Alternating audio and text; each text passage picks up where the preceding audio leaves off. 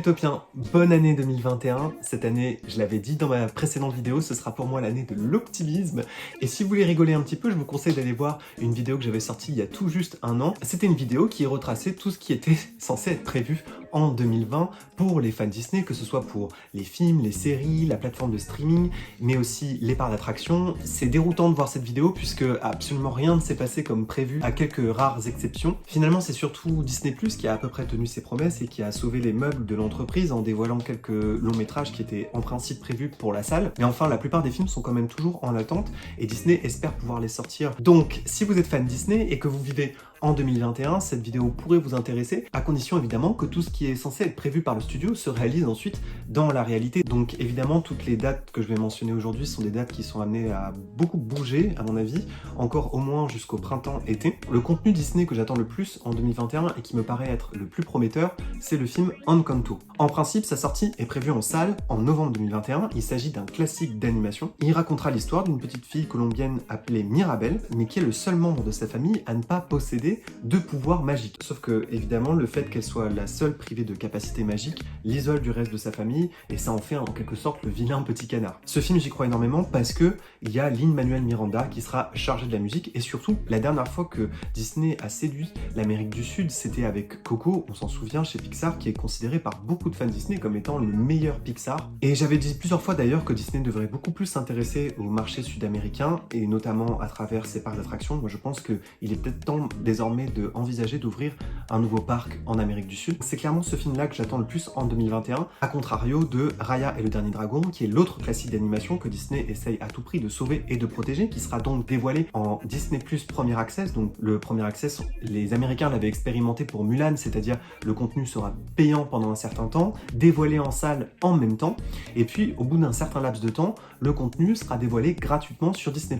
En France, pour l'instant, on ne sait pas encore ce qui va être fait, ce que Disney France a choisi de faire, en sachant que le Disney Premier Access paraît compliqué puisque il est impossible de sortir à la fois un film en salle et à la fois sur une plateforme de streaming. Les exploitants avaient vu d'un très mauvais œil ce qui s'était passé avec la sortie de Mulan. Raya et le dernier dragon, ça se passera dans un pays qui s'appelle Kumandra et qui est divisé en fait en 5 régions différentes, et il y a une guerrière qui s'appelle Raya et qui cherche le dernier dragon du monde. Un autre film que j'attends énormément et dont on n'a pas eu beaucoup l'occasion de parler sur mes dernières vidéos, je l'ai simplement brièvement mentionné, il s'agit du prochain Pixar qui va être dévoilé en juin 2021, il s'appelle Luca. En lisant le pitch du film, j'ai la sensation qu'il va faire beaucoup parler. Luca, ça se passera dans une ville balnéaire en Italie, et ça va raconter l'histoire d'un jeune garçon qui va vivre un été inoubliable avec son meilleur ami. Il se balade en scooter sur la côte italienne, ça sent le film carte postale à 200%, et ensemble ils font une découverte sur un monde parallèle qui se cacherait sous l'eau. Laisse-moi finir de tourner, je passe l'aspi. Donc vraiment très hâte de voir ce prochain Pixar qui devrait sortir en principe en salle en juin 2021. Le live action Disney que j'attends le plus, et vous savez, l'année dernière je vous en avais tellement parlé, malheureusement il avait été décalé d'un an, j'espère qu'il sera maintenu en salle, c'est les nouveaux films d'aventure inspirés du succès de Pirates des Caraïbes, le film Jungle Cruise. Jungle Cruise, pour ceux qui ne savent pas, c'est une attraction qui existe uniquement dans les parcs Disney américains et dans certains parcs Disney asiatiques, une attraction qui est située dans le Adventureland, qui vous permet de vous plonger dans les zones les plus reculées du monde, sur les fleuves les plus sauvages du monde. C'est The Rock qui incarnera le personnage principal, il sera en fait le skipper qui va guider les visiteurs comme dans l'attraction. C'est Emily Blunt qui jouera l'anglaise exploratrice. Imaginez le potentiel d'une saga comme ça, et surtout le potentiel des attractions Disney. Walt Disney voyait ces attractions comme des films, et d'ailleurs une adaptation de l'univers de Space Mountain est en préparation aussi chez Disney. Du côté des remakes, il y en a deux que j'attends énormément, surtout celui de La Petite Sirène qui sera présenté en décembre 2021. C'est le réalisateur en charge du retour de Mary Poppins qui travaille actuellement sur cette suite, avec là aussi Lin-Manuel Miranda à la musique et Alan Menken aussi qui travaille sur ce reboot. Ils ont aussi promis qu'ils composeraient de nouvelles musiques pour ce film, et c'est clairement un des reboots que j'attends le plus parce que j'avais particulièrement adoré le retour de Mary Poppins, et aussi parce que La Petite Sirène est clairement un des films que j'ai le plus vu étant petit. Et enfin, autre reboot que j'attends, celui qui se concentrera sur le méchant Cruella. Je pense que là aussi il y a un énorme potentiel pour ce film qui sortira en mai 2021. Ça fait évidemment penser au film Maléfique qui a connu une suite et qui mériterait, je pense, même une trilogie. Les méchants Disney sont des anti-héros qui ont beaucoup plus de potentiel selon moi dans les reboots et dans les remakes. Voilà ce qu'il en est pour les studios historiques, mais vous le savez sans doute, ce sera surtout une année Marvel pour Disney en 2021, bien évidemment pour les films, mais surtout pour les séries et encore plus pour les parcs d'attractions. Déjà, dès le 15 janvier, on attend la série WandaVision. C'est la première production Marvel Studios pour le petit écran dans le cadre du lancement de Disney+.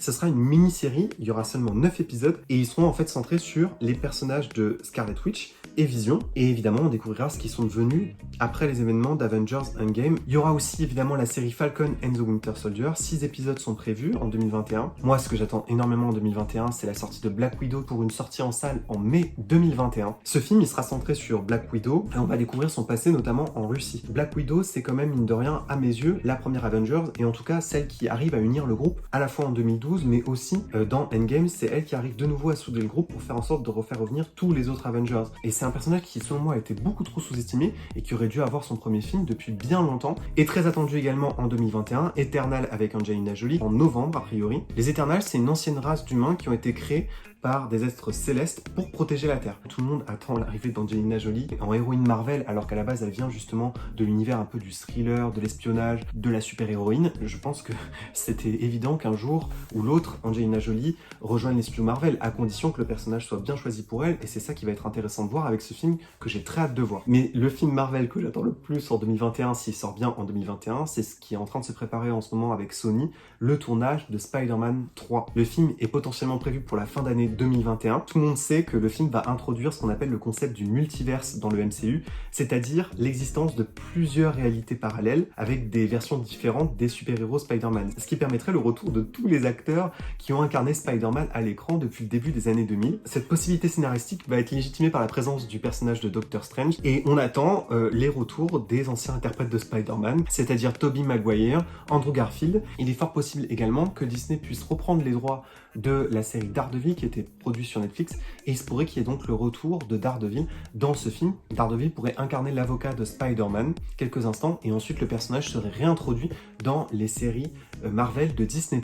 Du côté des séries, ce que j'attends le plus aussi, c'est la série autour du personnage de Loki qui dans Endgame s'est échappé dans une réalité parallèle. Alors je vous propose maintenant de parler des séries et des contenus Star Wars, pas de film en 2021. Ce que j'attends de voir avec assez de curiosité, c'est la série autour de l'univers de Boba Fett qui a été annoncée à la fin du dernier épisode de The Mandalorian. Il y aura également une toute nouvelle série qui s'appellera Vision et qui se concentrera sur des personnages différents à chaque nouvel épisode, mais surtout, et ça, je peux vous dire que je l'attends, mais comme le Messie, Obi-Wan Kenobi. Le tournage démarre en début d'année 2021 et il se pourrait que les premiers épisodes de la série puissent être dévoilés en décembre 2021. On a appris que cette série serait aussi l'occasion de retrouver l'interprète original d'Anakin Skywalker dans la prélogie Star Wars. Et on sait déjà que les personnages vont à nouveau s'affronter au moins 2 fois dans le cadre de cette mini-série. Et il était temps que Ewan McGregor vienne faire un dernier tour chez Star Wars puisque ça faisait quelques années déjà qu'il y avait cette rumeur de série. Et à la base d'ailleurs c'était prévu plus comme un spin-off pour le cinéma. En parlant de plateformes de streaming, c'est vrai que 2020 a été marqué par l'arrivée de Disney+, et c'est vrai que tout le monde se souviendra de l'entrée de Disney+, sur le marché du streaming. Mais je pense que le vrai tournant, ce sera celui de 2021, avec l'arrivée de la plateforme Star, dont on a déjà beaucoup parlé sur cette chaîne, qui permettra l'intégration de contenus plus adultes sur la plateforme Disney+. Là, je pense que ça a marqué un vrai tournant, et que Disney+, pourra véritablement s'installer comme un mastodonte du streaming en France. La plupart des contenus de cette plateforme sont en réalité déjà présents sur la plateforme Amazon Prime. Il faudra donc payer 2 € de plus pour avoir accès à ces contenus plus adultes. Je vous propose de parler désormais des parcs Disney. Vous le savez, à l'heure où je tourne cette vidéo, Disneyland Paris en 2021 est toujours fermé. Une réouverture est prévue en février, mais je pense que, vu le contexte et l'actualité, il est peu probable que le parc réouvre comme prévu en février, et je miserai plus sur une ouverture du parc au printemps-été 2021. Ce qu'on était censé le plus attendre en 2021 des parcs Disney en France, c'était l'ouverture partielle du Avengers Campus avec l'arrivée de l'attraction Spider-Man. Malheureusement, vous le savez, le premier confinement a fait beaucoup retarder les travaux. Néanmoins, à l'ouverture du parc, il y a plusieurs choses qu'on va retrouver. D'abord, l'attraction Buzz l'éclair qui a eu vraiment droit à une énorme rénovation. Il y a aussi, prévu en 2021, l'ouverture de l'attraction Cars, qui est l'ancien Studio Tram Tour. Je suis très content de la disparition du Studio Tram Tour, qui selon moi était une erreur